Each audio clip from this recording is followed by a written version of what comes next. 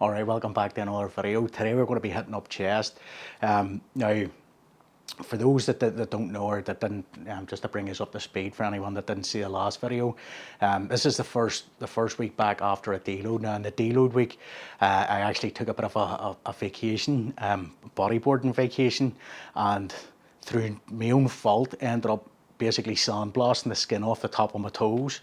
So I'm having to try and work around that injury for the next however long it takes until it goes away, until it heals. Sorry. So I'm hoping that today's workout will be better than yesterday's. Yesterday I did back, and I had to omit quite a few exercises, and the exercises that I did do, I was in absolute agony for most of them, to be honest. Today I'm hoping chest. My toes really shouldn't affect doing my chest too much. Yes, you have to plant yourself on your feet to get the arch into your back, but I'm hoping that it's not going to affect it too much, if at all.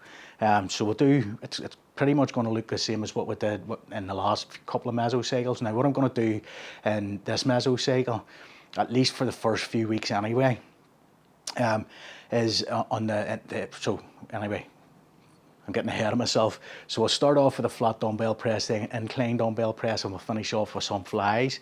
On the incline press though, in this mesocycle, or again, like I said, at least for the first few weeks of the mesocycle anyway, what I'm going to do is I'm going to increase the incline press angle of the bench to 30 degrees from the 15 that I would normally do. I'm not a huge fan of, I find it puts too much pressure onto my shoulders. Whenever I move the bench to the 30-degree angle, my shoulders tend to take over, and I find myself collapsing a wee bit in the chest. But the reason why I'm doing it is because, first of all, I haven't done it in a number of months, and second of all, in the last mesocycle, if you remember back to the last mesocycle, I've dropped out the Viking press. So I have. So I'm not going to be doing the Viking press probably for the next lot of weeks anyway. To focus more on shoulder day, doing more lateral raises, lateral raise variations, and more rear delt work if I can work it in. So yeah, I'm gonna be increasing that incline branch angle back up to the 30 degrees. Now, like I says, if I can keep it in for the whole mesocycle at that angle, I will. But it's really going to depend on how much the wee niggle on my shoulder, how much that affects me. What I might end up doing is, after a few weeks, if I do feel that wee niggle coming back, drop it back down to the 15-degree angle for a couple of weeks, and then try and move it back to the 30 degrees and sort of alternate it every few weeks. But we'll see how it goes anyway. Like I says, the only reason I'm doing it is because I feel that the front delts could maybe be getting a bit more work just now that the Viking press isn't in the routine. But we'll wait and see anyway. So I'm not expecting miracles again, weight-wise or anything again, because this is the first week back after a deload. I'm going to have lost a bit of strength. Plus, then the pain in my feet is taken away. That pain's sort of taken neurologically, I suppose, away from how much I'm able to concentrate on physically pushing whatever weight or moving whatever weight I'm moving. So we'll see how it goes anyway. And we'll just do as best we can.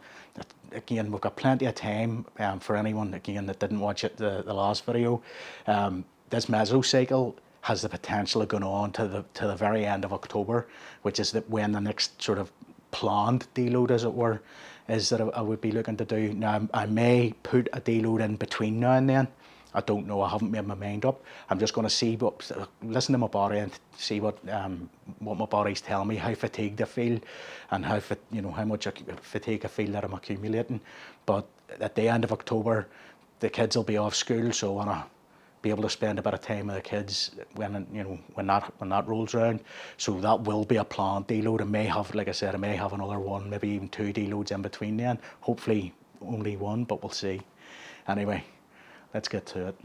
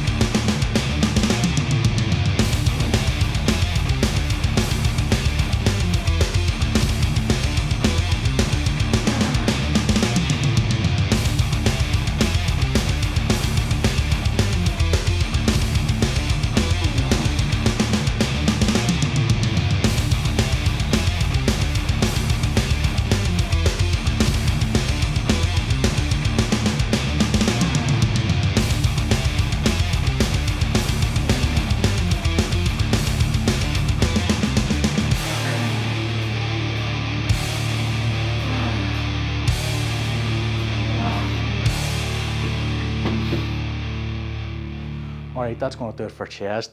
And what I can say with confidence is you do use your toes, or I do anyway, on the pressing movements. That was absolutely excruciating. Even just getting the dumbbells, kicking the dumbbells up, I didn't realise that I was using, going up onto my toes in order to flick them up. And again, silly things like sitting up, back up from whenever a set was finished. I didn't realise that I'm actually pushing my feet against the feet of the bench, and helping, using that to help me sit back up. So yeah, very disappointing. Weight wise, extremely disappointing, but again, to be expected because of post deload, straight after the deload, and then the pain in the feet. But having said that, I feel that I pretty much went to failure on every rep. Tried to throw in some lengthened partials at the end of most of the sets, especially on the flies. I'm really loving the lengthened partials on those dumbbell flies, by the way. I would highly recommend, if you've not done flies in a while, I would highly recommend you try them, but pay particular attention to getting, first of all, into a good deep stretch, and second of all, whenever you've finished and you can't get a full rep anymore, just try moving the weight, even if it's only a couple of centimeters, even if it's only a centimeter or two. That I feel anyway, and whenever I finish doing those, I can feel straight away the tightness in the pecs. It's something that I don't feel so much in the pressing movements. Not that I'm not hitting the pecs in the pressing movements, but I don't feel it anywhere near as much. And since I've started throwing in the lengthened partials at the end, especially on the paused flies with the lengthened partials and that good deep stretch at the end, pretty much every workout for a good 4, 5, 6 days afterwards, my chest is sore. So it is. My chest it's wrecked. So it is. So if you haven't tried the flies, and especially paused flies in that deep stretch position, and then finishing off with lengthened partials, I would highly recommend you try it. It's well worth it. So it is well worth it. Anyway, that's going to do it for today's video. If you've enjoyed the video, feed the anabolic algorithm with the comments, shares, likes and subscribes. I'll catch you in the next one. Take it easy.